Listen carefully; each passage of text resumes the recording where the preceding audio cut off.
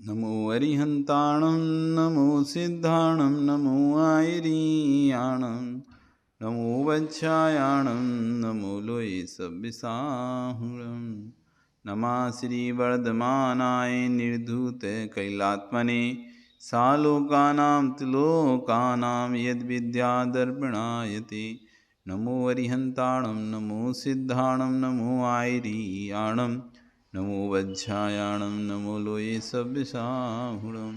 बोले अनंतानंद से परमेष्टि भगवान की, आदिरहम आदिनाथ भगवान की, वर्तमान शासन महावीर भगवान की, आचार्य वर्ष श्री 108 समन्वय स्वामी महाराज की, आचार्य वर्ष श्री विश्व सागर जी महाराज की, अहिंसा में विश्व धर्म की।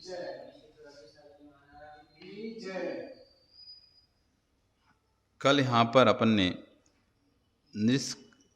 साम्राज्य क्रिया तक अपन ने यहाँ पर समझा था कि चक्रवर्ती बनकर 6 खंड को जीता। 6 खंड जीतने के बाद उसका चक्राभिषेक हुआ, चक्रवर्ती अभिषेक हुआ।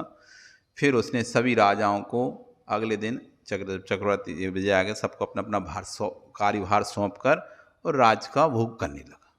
ये राजभोग करते करते अब उसको जब जीव को विरक्ति होती है तो अपना राजभार सौंप कर दीक्षा लेता है। तो वो दीक्षा की क्रिया को कहते हैं निष्क्रांति क्रिया।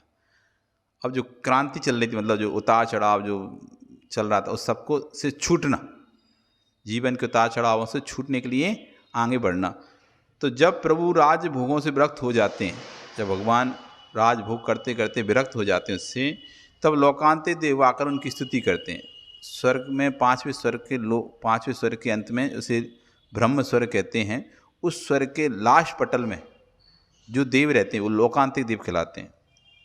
उस लोक के ब्रह्म लोक के अंत में रहते हैं, इसलिए उनका नाम है लोक के अंत में रहने वाले लोकांत। ये लोग ब्रह्मचारी होते हैं। ब्रह्मचारी मतलब इनकी कोई देवियाँ नहीं होती, इन देवों की, लोकांतिक देवों की देवियाँ नहीं होती। ये लोकांतिक देव आते हैं, कहाँ से आते हैं? स्वर्ग से। उन्हें जैसे ही भगवान को वैराग होता है तो इनके यहाँ पर अचानक बाजे बजने लगते हैं। इनके स्वर्ग में लोकांतिक देवों के घंटा नाद होने लगता है, शंख नाद होने लगता है। तो इनको समझ में आ जाता है कि भगवान को वैराग भाव उत्पन्न हुआ है। और जैसे ही भगवान के वैराग भाव उत्पन्न हुआ तो ये तुरंत अपने नीचे आते हैं और भगवान से कहते हैं कि आपने जो विचार किया है अति उत्तम है। आप इस तरह का विचार करेंगे तो इससे आप लोक का कल्याण होगा, जगत के जीवों को धर्म का मार्ग का उपदेश मिलेगा, इसलिए आपका विचार उत्तम है। कोई कहता है कि यही आत्मकल्याण का सच्चा मार्ग है और आपने जो विचार किया है अति उत्तम है। हे प्रभु, आप तो 3 लोक के स्वामी हैं, इसलिए आपको तो इसी तरह के विचार विचारना चाहिए, इसलिए आपका विचार उत्तम है। जो समर्थ पुरुष होते हैं वही तो महाव्रतों को धारण करते हैं, और आपने महाव्रतों को धारण करने का विचार किया है क्योंकि आप समर्थ पुरुष हैं, इसलिए आपका विचार अति उत्तम है। ऐसे अनेक प्रकार से उनको उनके विचारों की अनुमोदना करते करते उनके वैराग को और दृढ़ करते हैं और उसके वैराग को बढ़ाते हैं। जैसे कोई आपका सपोर्ट करे ना, आप कोई काम की सोचें और कोई हाँ हाँ हाँ बहुत अच्छा बहुत अच्छा बहुत अच्छा बहुत अच्छा, तो आपका मनोबल और बढ़ जाता है, ऊंचा हो जाता है और दृढ़ता आ जाती नहीं, अब तो करके ही रहेंगे, अब तो करनी है कि सामने वाले ने बोल दिया तो अब तो और करना ही है। तो वहाँ देवों स्वर्ग से देव आकर और उनके विचार नहीं, आप जो सोच रहे हैं वो बिल्कुल बहुत ही उत्तम है, इससे उत्तम कोई और नहीं है। इस कीचड़ में फंसने से अच्छा कि इस मुक्ति का मार्ग यही है, यही सबसे उत्तम है। इस तरह से वो लोकांत की स्तुति करते हैं। तदनंतर उसके बाद प्रभु अपने कुटुंबी जनों को संबोधित करते हैं। अब फिर अपने कुटुंबी सब परिवार को बुलाते हैं, उनको संबोधित करते हैं, पुत्रों को शिक्षा देते हैं कि ऐसे आगे का राज्य आपको चलाना है, राजभार ऐसे चलाना है, ऐसे सिखाना है। जैसे आदिनाथ भगवान को जैसे ही वैराग हुआ तो उन्होंने अपने दोनों पुत्रों को बुलाया, भरत को और बाहुबली को। तो दोनों को, एक को हस्तिनापुर का राज्य दे दिया, एक को पौधनपुर का राज्य दे दिया, ठीक है ना। दोनों बेटियों को बुलाया, ब्राह्मी सुंदरी को, एक को लिपि विद्या दे दी, एक को अंक विद्या दे दी।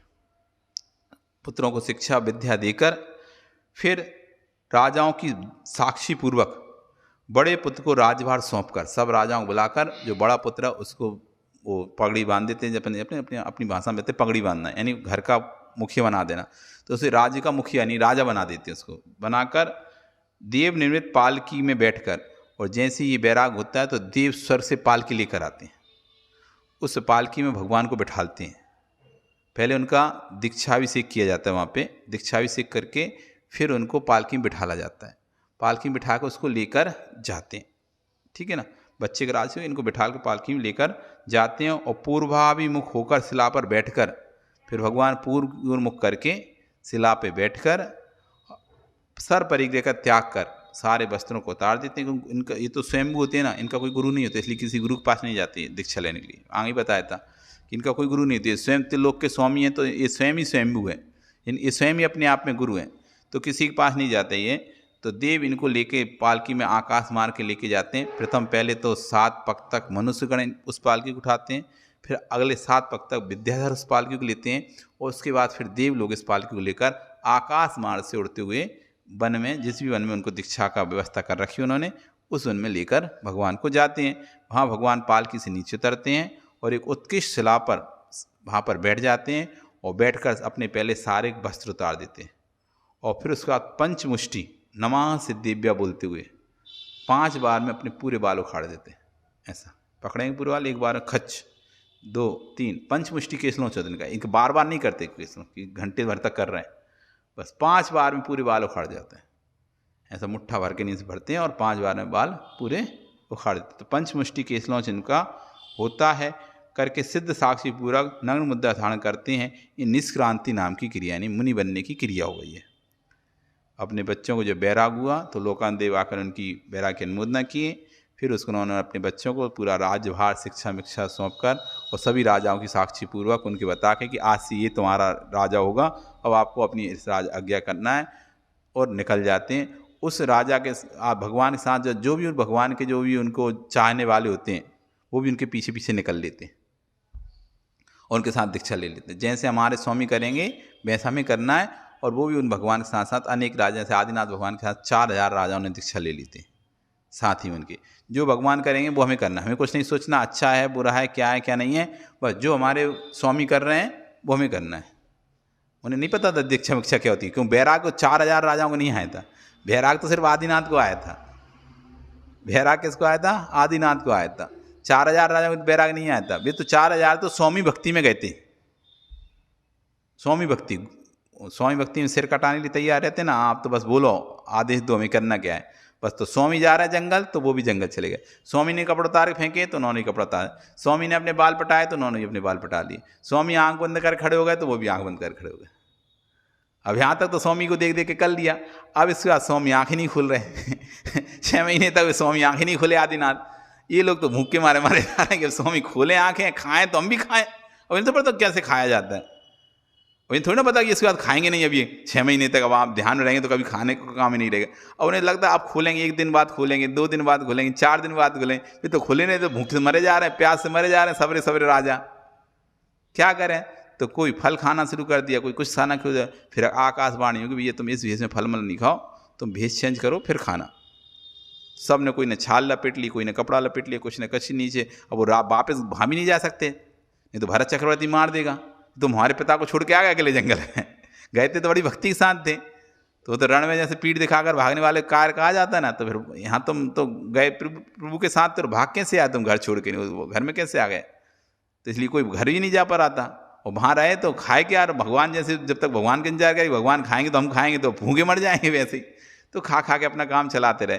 जब भगवान 6 महीने बाद फिर निकले तब भी उनको भी नहीं मिला 6 महीने तक हार, विधि नहीं पता था। जब 1 साल बाद उनका हार हुआ तब फिर उसके बाद उनको जब केवल ज्ञान हुआ तो उन्होंने समझा भाई ऐसे, क्योंकि हार के बाद ही उपदेश नहीं देते ना, जब तक मुनि रहते हैं जब तक वो उपदेश नहीं देते भगवान कि कैसे करना है, क्या मौन रहता उनका, तो उन्होंने फिर भी उपदेश नहीं दिया। सब लोग वैसे ही चलता रहा जैसा चल रहा था, बस भगवान हार के निकलते थे, बाकी सब तो वैसे ही जो खाते पीते थे।